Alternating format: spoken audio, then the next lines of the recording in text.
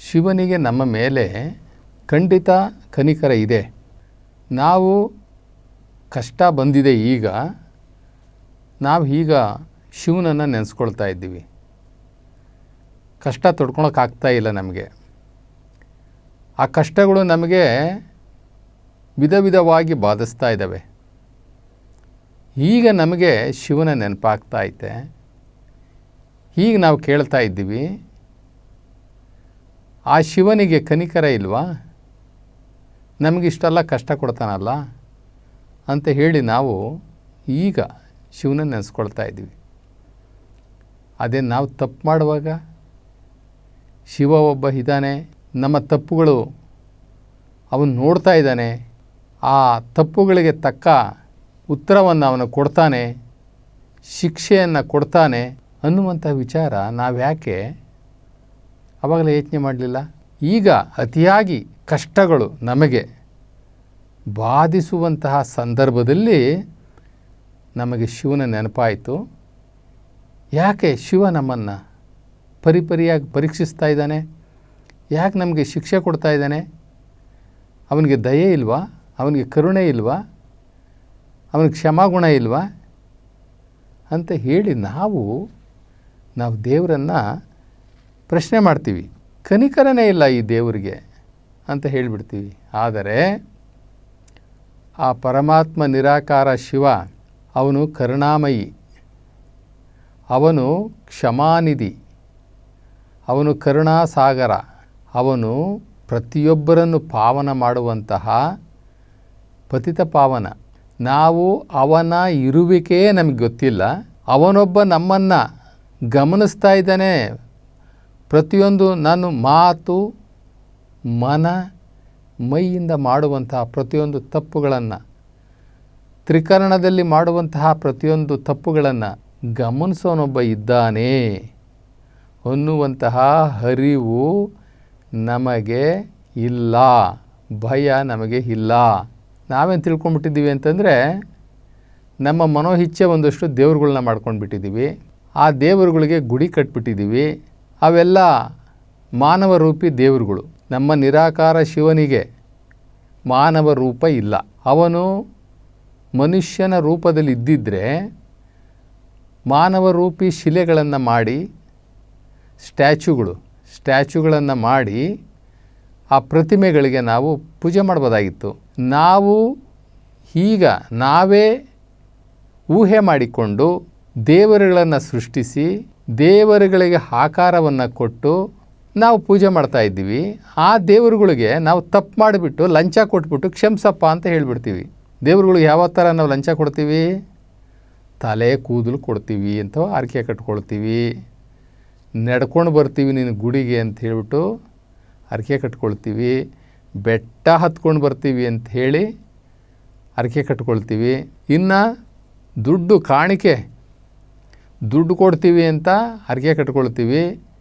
ಬೆಳ್ಳಿ ಬಂಗಾರ ಹಿತ್ತಾಳೆ ಇವೆಲ್ಲ ಕೊಡ್ತೀವಿ ಅಂತ ಹೇಳಿ ದೇವ್ರಿಗೆ ಆಸೆ ಇಕ್ಕಿಸ್ಬಿಟ್ಟು, ನಾನು ಏನಾರ ತಪ್ಪು ಮಾಡಿಬಿಟ್ಟಿದ್ದೀನಪ್ಪ ಕ್ಷಮಿಸ್ಬಿಡು, ಆ ನೀರಲ್ಲಿ ಬಂದು ಮುಳುಗಿಬಿಡ್ತೀನಿ, ಪವಿತ್ರ ಸ್ನಾನ ಆಗೋಗ್ಬಿಡ್ತದೆ, ಕ್ಷಮಿಸ್ಬಿಡು.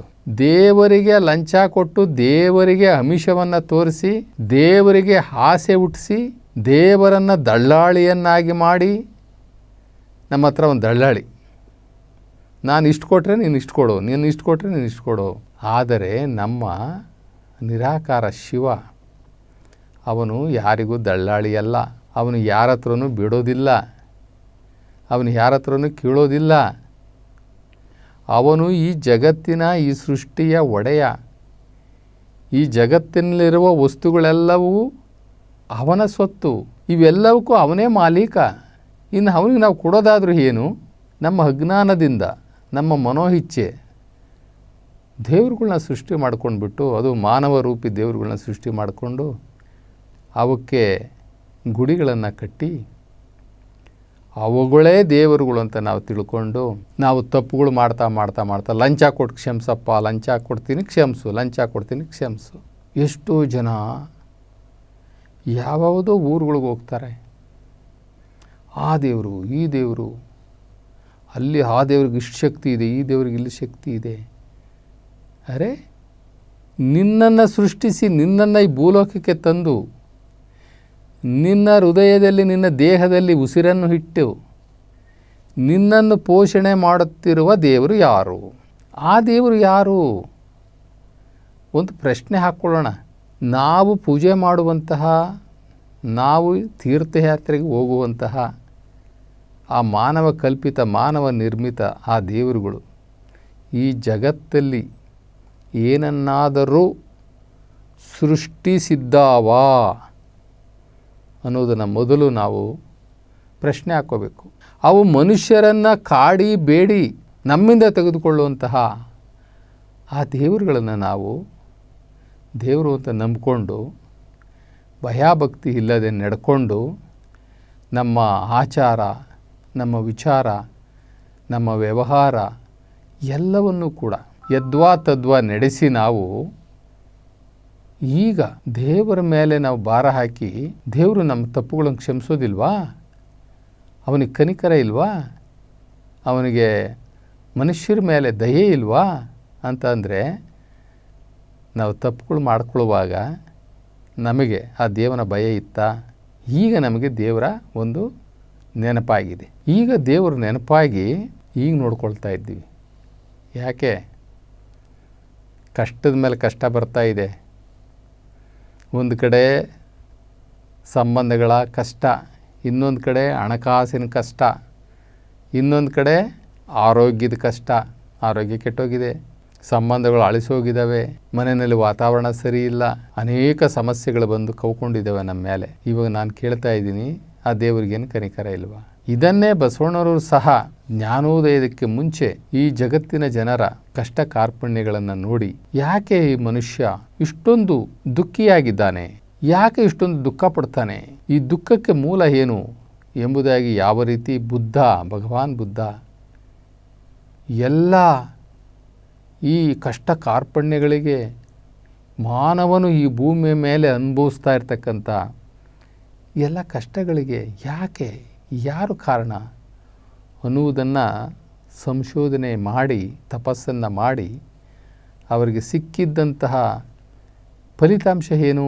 ಒಂದೇ ಫಲಿತಾಂಶ, ಅವನ ಆಸೆಗಳೇ ಅವನ ಈ ಒಂದು ಸ್ಥಿತಿಗತಿಗೆ ಕಾರಣ. ಹಂಗಾರೆ ಆಸೆಗಳಿರಬಾರ್ದಾ? ಆಸೆಗಳಿರಬೇಕು. ಆಸೆಗಳು ಇಲ್ಲ ಅಂತಂದರೆ ಮನುಷ್ಯ ಯಾರೂ ಬದುಕೋದಿಲ್ಲ, ಜೀವನನೇ ಮಾಡೋದಿಲ್ಲ. ಯಾರಿಗೆ ಬೇಕು ಹೋಗು ಅಂದ್ಬಿಡ್ತಾನೆ. ಆದರೆ ಎಂಥ ಆಸೆಗಳಿರಬೇಕು? ಆಸೆ ಇರಬೇಕು. ಎಂಥ ಆಸೆ? ದುರಾಸೆನಾ? ಇನ್ನೊಬ್ಬರದ್ದು ಕಿತ್ಕೊಂಡು ತಿನ್ನುವಂಥದ್ದ, ಇನ್ನೊಬ್ಬರ ಮೇಲೆ ದಬ್ಬಾಳಿಕೆ ಮಾಡುವಂಥದ್ದ, ಅಥವಾ ಇನ್ನೊಬ್ಬರನ್ನು ಹಾಳು ಮಾಡುವಂತಹ ನಾನು ಚೆನ್ನಾಗಿದ್ದರೆ ಸಾಕು ಅನ್ನುವಂಥ ಆಸೆ ಬಿದ್ದು ಮತ್ತೊಬ್ಬರಿಗೆ ನೋವನ್ನು ಕೊಟ್ಟು ನನಗೆ ಬೇಕಾಗಿದ್ದನ್ನು ಪಡ್ಕೊಳ್ಳೋದಕ್ಕೋಸ್ಕರ ವಾಮ ಮಾರ್ಗದಲ್ಲಿ, ಕ್ರೋಧ ಮಾರ್ಗದಲ್ಲಿ ಅವನ್ನು ಪಡ್ಕೊಳ್ಳೋದಕ್ಕೋಸ್ಕರ ಪಾಪ ಮಾಡಿ ಕೊಲೆ, ವಂಚನೆ, ದಗೆ, ಮೋಸ, ಹೀಗೆ ಅನೇಕ ಹೀನ ಕೃತ್ಯಗಳನ್ನು ಮಾಡಿ ನಾನು ಅದನ್ನು ಪಡ್ಕೊಳ್ಳೇಬೇಕು, ಅದೆಷ್ಟಾರು ಕಷ್ಟ ಆಗಲಿ, ಅದೊಂದು ಜಮೀನು ಮಾರಾಟಕ್ಕಿದೆ, ಅದನ್ನು ನಾನು ತಗೊಳ್ಳೇಬೇಕು. ಅವನು ಕೊಡಲ್ಲ ಅನ್ನೋದಾದರೆ ಅವನಿಗೆ ಯಾವುದೇ ರೀತಿ ಹಿಂಸೆಯನ್ನಾದ್ರೂ ಕೊಟ್ಟು ಅಥವಾ ಅವನ ಭೂ ದಾಖಲೆಗಳನ್ನು ಏನಾದರೂ ಮಾಡಿ ಕೆಡಿಸಿ ತನ್ನ ಪ್ರಭಾವವನ್ನು ಬಳಸಿ ತನ್ನ ಅಧಿಕಾರವನ್ನು ಬಳಸಿ ಆ ಜಮೀನನ್ನು ನಂದ ವಶ ಮಾಡಿಕೊಳ್ಬೇಕು. ಇವೆಲ್ಲ ದುರಾಸೆಗಳಲ್ವ? ಇವೆಲ್ಲವನ್ನು ಗಮನಿಸೋನೊಬ್ಬ ಇದ್ದಾನಲ್ವ? ಅದಕ್ಕೆ ಬಸವಣ್ಣನವರು ಈ ಲೋಕದಲ್ಲಿ ಬಂದು ಏನು ಕಷ್ಟಗಳನ್ನು ಅನುಭವಿಸ್ತಾ ಇದ್ದಾರೆ, ಜನ ಕಣ್ಣೀರಲ್ಲಿ ಕೈ ತೊಳಿತಾ ಇದ್ದಾರೆ, ಮನೆಯಲ್ಲಿ ಅಶಾಂತಿ, ಹೊರಗಡೆ ಅಗೌರವ, ಈ ಶರೀರದಲ್ಲಿ ವ್ಯಾಧಿಗಳು, ಯಾರಿಗಿದೆ ಸುಖ? ಈ ಜಗತ್ತಲ್ಲಿ ಯಾರಿಗಿದೆ ಸುಖ? ಆದರೂ ಕೂಡ ಈ ಮಾಯಾ ಪ್ರಪಂಚದಲ್ಲಿ ಕಷ್ಟದಲ್ಲೇ ಒಂದಷ್ಟು ಸುಖವನ್ನು ಕಂಡು ಈ ಮನುಷ್ಯ ನೆಮ್ಮದಿ ಪಟ್ಕೊಳ್ತಾನೆ. ಹೇಗೆ ನಮಗೆ ನೀರಡಿಕೆ ಆದಾಗ ಒಂದಿಷ್ಟು ನೀರು ಕುಡಿದ್ರೆ ಏನೋ ಸಮಾಧಾನ ಆಗುತ್ತೆ, ವಿಪರೀತ ಹಸಿವಾದಾಗ ಒಂದಿಷ್ಟು ಊಟ ಮಾಡಿದ್ರೆ ಏನೋ ಸಮಾಧಾನ ಆಗುತ್ತೆ. ಅಥವಾ ದೇಹದ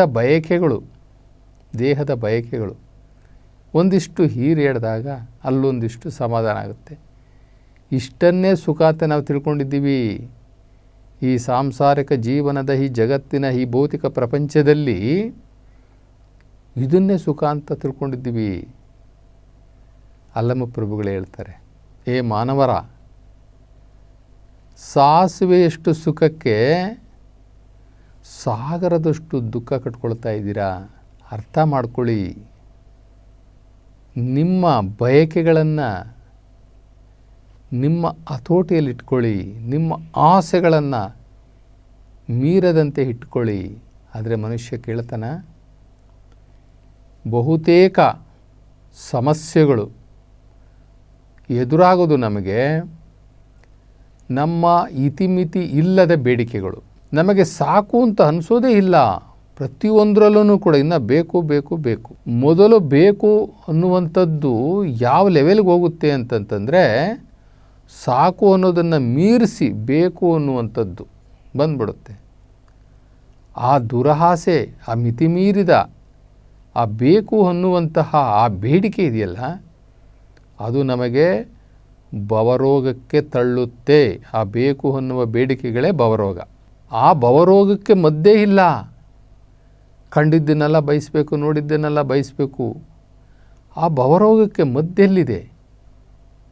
ಅದಕ್ಕೆ ಬಸವಣ್ಣನವರು ಏ ಶಿವ ಒಂದು ವಚನದಲ್ಲಿ ಭಾಳ ಚೆಂದ ಹೇಳ್ತಾರೆ, ಅಕಟಕಟ ಶಿವ ನಿನಗೆ ಎನಿತು ಕರುಣವಿಲ್ಲ. ಅಕಟಕಟ ಶಿವ ನಿನಗೆ ಎನಿತು ಕೃಪೆ ಇಲ್ಲ. ಏಕೆ ಹುಟ್ಟಿಸಿದೆ ಇಹಲೋಕ ದುಃಖಿಯ? ಕೇಳ್ತಾರೆ, ಶಿವನಿಗೆ ಕೇಳ್ತಾರೆ ಬಸವಣ್ಣ, ಯಾಕಪ್ಪ ನನ್ನ ಇಲ್ಲಿ ಹುಟ್ಟಿಸ್ದೆ? ಈ ಇಹಲೋಕದಲ್ಲಿ, ಅಂದರೆ ಇಹಲೋಕ ಅಂತಂದರೆ ಈ ಭೂಲೋಕ, ಇಹಲೋಕದಲ್ಲಿ ದುಃಖಿಯಾಗಿ ನನ್ನನ್ನು ಏಕೆ ಹುಟ್ಟಿಸಿದೆ? ಈ ಭೂಲೋಕದಲ್ಲಿ ನನ್ನನ್ನು ಯಾವ ಕಾರಣಕ್ಕಾಗಿ, ಯಾವ ಶಿಕ್ಷೆಯನ್ನು ಕೊಡಬೇಕು ಅನ್ನೋ ಉದ್ದೇಶಕ್ಕೆ ನೀನು ಇಷ್ಟೊಂದು ದುಃಖದಲ್ಲಿ ನನಗೆ ಇಲ್ಲಿ ಹುಟ್ಟಿಸಿದೆ? ಪ್ರಶ್ನೆ ಕೇಳ್ತಾವ್ರೆ. ಏಕೆ ನೀನು ಆ ಪರಲೋಕವನ್ನು ನನಗೆ ದೂರ ಮಾಡಿದೆ? ಪರಲೋಕ ಅಂದ್ರೇನು? ಶಿವಲೋಕ. ನನಗೆ ಇಹಲೋಕಕ್ಕೆ ತಂದೆ, ನನ್ನನ್ನು ದುಃಖಿಯಾಗಿ ಹುಟ್ಟಿಸಿದ್ದೀಯಾ, ಪರಿಯಾಗಿ ಪರೀಕ್ಷಿಸ್ತಾ ಇದ್ದೀಯಾ. ಅಕಟಕಟ ಅಂದರೆ ಅಯ್ಯಯ್ಯೋ ಅಂತ. ನೀನು ನನಗೆ ಯಾಕೆ ಆ ಪರಲೋಕವನ್ನು ದೂರ ಮಾಡಿದೆ? ಆ ಶಿವಲೋಕವನ್ನು ನನಗೆ ದೂರ ಮಾಡಿ ಈ ಮಾಯಾಲೋಕ, ಈ ಭೂಲೋಕದಲ್ಲಿ ನನಗೆ ಯಾಕೆ ಹುಟ್ಟಿಸಿದೆ? ಏ ಶಿವ, ಕೂಡಲ ಸಂಗಮ ದೇವ, ನನಗಾಗಿ ಮತ್ತೊಂದು ತರು ಮರಗಳಿರಲಿಲ್ಲವೇ ಅಂತ ಕೇಳ್ತಾರೆ. ನಾನು ಇಲ್ಲಿ ತರೋ ಬದಲು ಒಂದು ತರು ಮರ, ಈ ಗಿಡ ಮರಗಳು ಇರಲಿಲ್ವಾ ನಿನಗೆ? ನನ್ನನ್ನು ಯಾಕೆ ನೀನು ಆ ಶಿವಲೋಕದಿಂದ ಬಿಡಿಸಿ ಈ ಭೂಲೋಕದಲ್ಲಿ ನನ್ನ ತಂದು ದುಃಖಿಯನನ್ನಾಗಿ ಮಾಡಿ ನನಗ್ಯಾಕೆ ಆ ಪರಲೋಕದಿಂದ ನನ್ನನ್ನು ದೂರ ಮಾಡಿದೆ ತಂದೆ ಶಿವ ಎಂಬುದಾಗಿ ಬಸವಣ್ಣನವರು ಒಂದು ವಚನದಲ್ಲಿ ಕೇಳ್ಕೊಳ್ತಾರೆ. ಇದು ಅವರಿಗೂ ಸಹ ಅನುಭವಿಸಬಹುದು, ಅಥವಾ ಈ ಭೂಲೋಕದಲ್ಲಿ ಅಂದರೆ ಇಹಲೋಕದಲ್ಲಿ ಅನುಭವಿಸ್ತಾ ಇರ್ತಕ್ಕಂಥ ಈ ಜನಗಳ ಪರಿಯಾದಂತಹ ಈ ಕಷ್ಟ ಕಾರ್ಪಣ್ಯಗಳನ್ನು ನೋಡಿ ಅವರು ಇವರಿಗೋಸ್ಕರ, ಈ ಜನರಿಗೋಸ್ಕರ, ಜನರ ಪರವಾಗಿ ಪ್ರಾರ್ಥನೆಯನ್ನು ಸಹ ಅವರು ಮಾಡಿರಬಹುದು. ಆದರೆ ಪರಮಾತ್ಮನ ಕೃಪೆ ಆಗಬೇಕಲ್ಲ, ಅವನ ದಯೆ ಆಗಬೇಕಲ್ಲ, ಅವನ ಕರುಣೆ ಆಗಬೇಕಲ್ಲ. ಅವನ ದಯೆ, ಕರುಣೆ, ಕೃಪೆ ಇವು ಆಗದೇನೆ ಯಾರೊಬ್ಬನೂ ಕೂಡ ಈ ಭೂಲೋಕದಲ್ಲಿ ಸುಖ, ಶಾಂತಿ, ನೆಮ್ಮದಿಯಿಂದ ಇರಲಿಕ್ಕೆ ಸಾಧ್ಯನೇ ಇಲ್ಲ. ಯಾಕೆ? ನಾವು ಅಷ್ಟು ಪಾಪಕರ್ಮಗಳ ಮೂಟೆಯ ಫಲಿತಾಂಶವನ್ನು ಹೊತ್ತುಕೊಂಡು ಬಂದಿದ್ದೇವೆ. ಆ ಪಾಪಕರ್ಮಗಳ ಮೂಟೆಯ ಫಲಿತಾಂಶದ ಪ್ರಕಾರವಾಗಿ ನಾವು ಇಲ್ಲಿ ಶಿಕ್ಷೆಯನ್ನು ಅನುಭವಿಸಲೇಬೇಕು. ನಾವು ಮಾಡಿದ ಒಂದಷ್ಟು ಪುಣ್ಯ ಕಾರ್ಯಗಳು ಇರ್ತವೆ, ಬರೀ ಪಾಪಗಳು ಇರುವುದಿಲ್ಲ.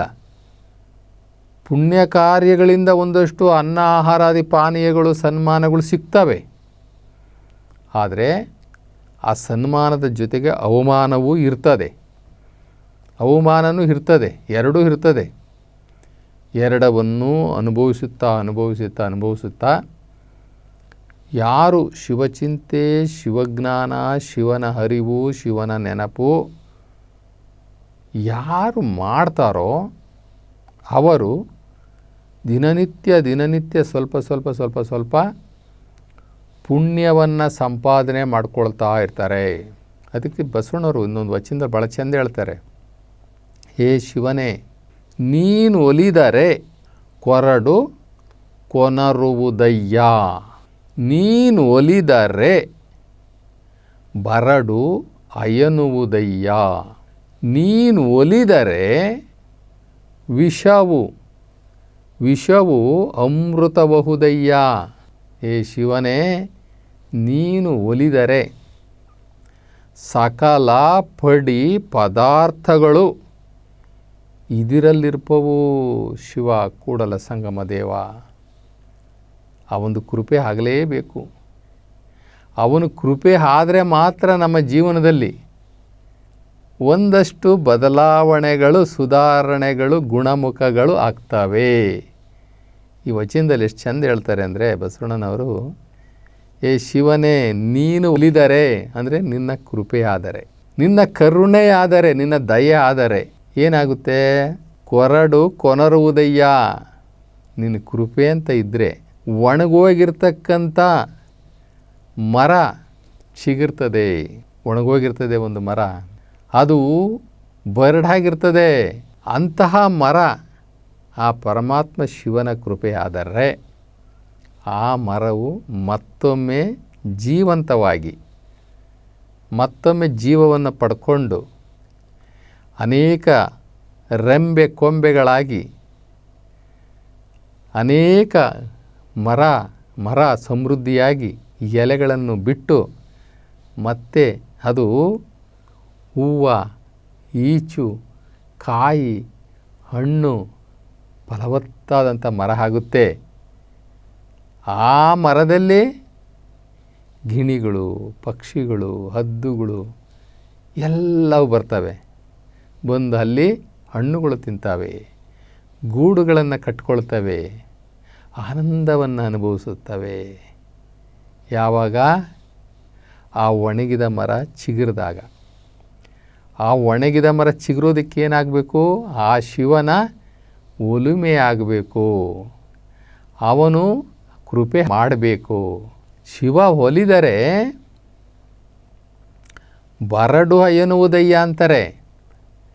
ಬರಡು ಅಂತಂದರೆ ಗೊಡ್ಡು ಹಸು. ಸಾಮಾನ್ಯವಾಗಿ ನಾವೇನು ಮಾಡ್ತೀವಿ, ರೈತರು ಹಾಲು ಕೊಡುವಾಗ ಚೆನ್ನಾಗಿ ಹಿಂಡ್ಕೊಂಡು ಬಿಡ್ತೀವಿ. ಆ ಹಾಲಿಂದ ಮೊಸರು, ಮಜ್ಜಿಗೆ, ತುಪ್ಪ, ಬೆಣ್ಣೆ ಎಲ್ಲ ತಿಂತೀವಿ. ನಾವು, ನನ್ನ ಮಕ್ಕಳು, ನನ್ನ ಮೊಮ್ಮಕ್ಕಳು, ನಮ್ಮ ಸಂತತಿ ಎಲ್ಲ ಚೆನ್ನಾಗಿ ಹಾಲು ಮೊಸರು ಉಣ್ತೀವಿ.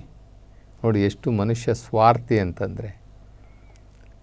ಹಾಲು ನಿಂತೋದ್ರೆ ಅದಕ್ಕೆ ವಯಸ್ಸಾಯಿತು, ಇನ್ಮೇಲೆ ಅದು ಕರು ಹಾಕೋದಿಲ್ಲ, ಅದು ಹಾಲು ಕೊಡೋದಿಲ್ಲ. ಇವಾಗೇನು ಮಾಡ್ತಾನೆ ಮನುಷ್ಯ? ಈ ಮನುಷ್ಯ ಅಂಥ ಸ್ವಾರ್ಥಿ ನೋಡ್ರಿ.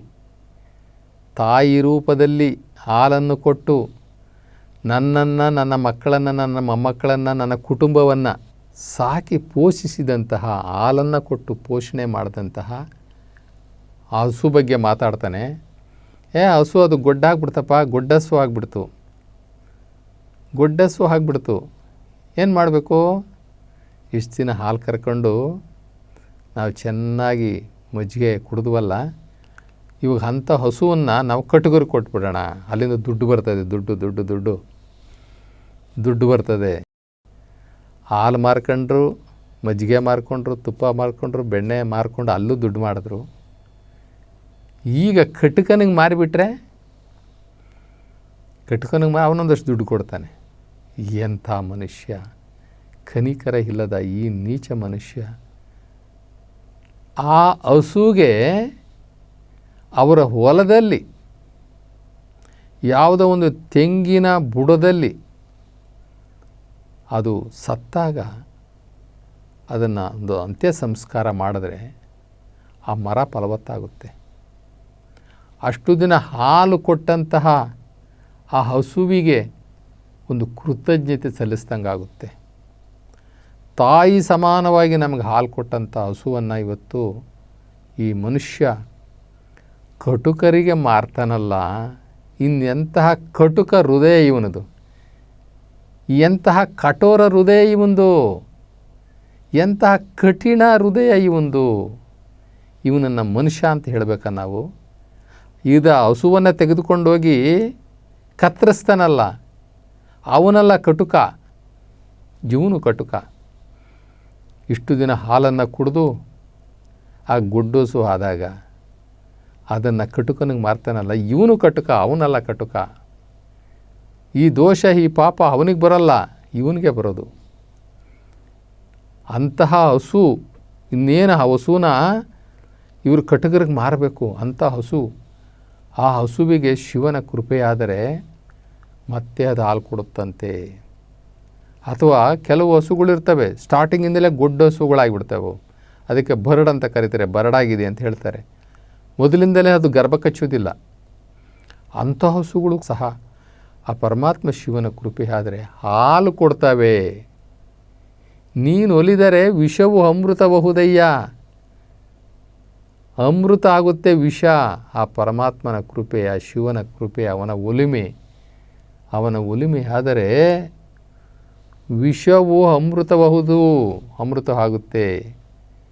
ಇನ್ನು ಪರಮಾತ್ಮನ ಒಲಿಮೆಯಾದರೆ ಸಕಲ ಪಡಿ ಪದಾರ್ಥಗಳು ಅದರಲ್ಲಿರ್ಬೋದು. ನಾವು ಎಲ್ಲಿ ಏನನ್ನು ಬಯಸ್ತೀವೋ ಹಾಗೆ ಆ ಪರಮಾತ್ಮ ನಿರಾಕಾರ ಶಿವ ಅಕ್ಷಯ ಪಾತ್ರೆ ಇದ್ದಂಗೆ. ಅವನನ್ನು ಯಾರು ಸಂಪೂರ್ಣವಾಗಿ ನಂಬಿ ಅವನಿಗೆ ಶರಣಾಗಿ ಅವನನ್ನೇ ದೇವನಾಗಿ ಸ್ವೀಕಾರ ಮಾಡ್ತಾರೋ, ಸಂಪೂರ್ಣವಾಗಿ ಅವನಲ್ಲಿ ಆತ್ಮಾರ್ಪಣೆಯನ್ನು ಮಾಡಿಕೊಳ್ತಾರೋ ಅವರಿಗೆ ಈ ಸಕಲ ಪಡಿ ಪದಾರ್ಥಗಳು ಸಿಗುತ್ತೆ. ಕೊರಡು ಕೊನರುವುದು, ಬರಡು ಹಯನುವುದು, ವಿಷವು ಅಮೃತಬಹುದು. ಜೊತೆಗೆ ನೀನು ಬಯಸಿದ ಸಕಲ ಪಡಿ ಪದಾರ್ಥಗಳು ಅವನ ಒಲಿಮೆಯಿಂದ ನಿನಗೆ ಸಿಗುತ್ತೆ ಅನ್ನುವಂತಹ ಮಾತನ್ನು ಬಸವಣ್ಣನವರು ಬಹಳ ಸುಂದರವಾಗಿ ಈ ವಚನದಲ್ಲಿ ಹೇಳ್ತಾರೆ. ಮೊದಲು ಏನಕ್ಕಪ್ಪ ಈ ಜನಗಳ ಮೇಲೆ, ಈ ಪ್ರಜೆಗಳ ಮೇಲೆ, ಈ ಮಾನವರ ಮೇಲೆ ನಿನಗೆ ಕರುಣೆ ಇಲ್ಲ ಅಂತ ಕೇಳಿದಂತಹ ಬಸವಣ್ಣನವರು ನಂತರ ಹೇಳ್ತಾರೆ, ಇವಕ್ಕೆಲ್ಲ ಪರಿಹಾರ ಒಂದೇನಪ್ಪ, ಏನು? ಶಿವನ ಒಲುಮೆ. ಶಿವನ ಒಲುಮೆಯಿಂದ ಮಾತ್ರ ಎಲ್ಲ ಕಷ್ಟ ಕಾರ್ಪಣ್ಯಗಳಿಂದ ನಾವು ಮುಕ್ತರಾಗಲು ಸಾಧ್ಯ ಅನ್ನುವಂತಹ ಒಂದು ಡೆಫಿನೇಷನ್, ಒಂದು ತೀರ್ಮಾನವನ್ನು ನಮ್ಮ ಶರಣರು, ನಮ್ಮ ಬಸವಣ್ಣನವರು ಕೊಡ್ತಾರೆ. ಆದರೆ ನಮಗೆ ಅರಿವಿಲ್ವಲ್ಲ. ನಮಗೆ ಇವತ್ತು ಎಲ್ಲವೂ ಬೇಕು, ಎಲ್ಲವೂ ಬೇಕು. ಏನು ಬೇಡ ಅಂತಂದರೆ ಶಿವ ಬೇಡ, ದೇವರು ಬೇಡ. ಎಲ್ಲಿದ್ದಾನೋ ಯಾರಿಗೆ ಗೊತ್ತು? ಯಾರು ನೋಡಿರೋದು? ಯಾರು ವಿಳಾಸ ಕೊಡ್ತಾರೆ? ಈ ರೀತಿಯ ವ್ಯಂಗ್ಯ, ಅಸಭ್ಯ ಮಾತುಗಳನ್ನು ಆಡ್ತಾರೆ ಹೊರತು ಬಹಳ ಆಂತರಿಕವಾಗಿ ಒಬ್ಬ ನಿಮ್ಮೆಲ್ಲರ ಒಬ್ಬ ಮಾಲೀಕನಿದ್ದಾನೆ. ಆ ಮಾಲೀಕ ನಮ್ಮ ಎಲ್ಲ ಆಗುವವುಗಳಿಗೆ ಜವಾಬ್ದಾರಿ. ಅವನನ್ನು ಬಿಟ್ಟು ಇಲ್ಲಿ ಏನೂ ನಡೆಯೋದಿಲ್ಲ ಅನ್ನುವಂತಹ ತೀರ್ಮಾನ ಯಾರಿಗೂ ಬರೋದೇ ಇಲ್ಲ. ಈ ಕಲಿಯುಗದ ಕೊನೆಯಲ್ಲಂತೂ ವಿಪರೀತ ಆಗಿದೆ. ವಿಪರೀತ ಸ್ವೇಚ್ಛಾಚಾರ. ಹೊರಗಡೆ ವಾತಾವರಣವೂ ಹಾಗೇ ಇದೆ, ನಮ್ಮ ವಾತಾವರಣಗಳು ಹಾಗೇ ಇದೆ, ನಮ್ಮ ಅಂತರ್ಜಾಲಗಳು ಹಾಗೇ ಇದೆ, ದೃಶ್ಯ ಮಾಧ್ಯಮಗಳು ಹಾಗೇ ಇದ್ದಾವೆ. ಈ ದೃಶ್ಯ ಮಾಧ್ಯಮಗಳು ಇವೆಲ್ಲವೂ ಕೂಡ ಜನಗಳ ಮನಸ್ಥಿತಿಯನ್ನು ಹಾಳು ಮಾಡಿ ಮನೋರೋಗಿಗಳನ್ನಾಗಿ ಮಾಡುವಂತಹ ವಾತಾವರಣ ಇವತ್ತು ನಾವು ನೋಡ್ತಾ ಇದ್ದೀವಿ. ಆದ್ದರಿಂದ ಬಂಧುಗಳೇ, ಶಿವ ನಮ್ಮ ಮೇಲೆ ಕನಿಕರ ತೋರಿಸಲ್ಲ, ಕೃಪೆ ತೋರಿಸಲ್ಲ ಅನ್ನುವಂಥದ್ದು ಬೇಡ. ಅವನು ಖಂಡಿತ ತೋರಿಸ್ತಾನೆ. ಯಾರಿಗೆ ತೋರಿಸ್ತಾನೆ? ಯಾರು ಅವನನ್ನು ನಂಬಿ ಅವನಿಗೆ ಶರಣಾಗ್ತಾರೋ ಅಂಥವರಿಗೆ ಶಿವನು ಖಂಡಿತ ಕನಿಕರಿಸುತ್ತಾನೆ.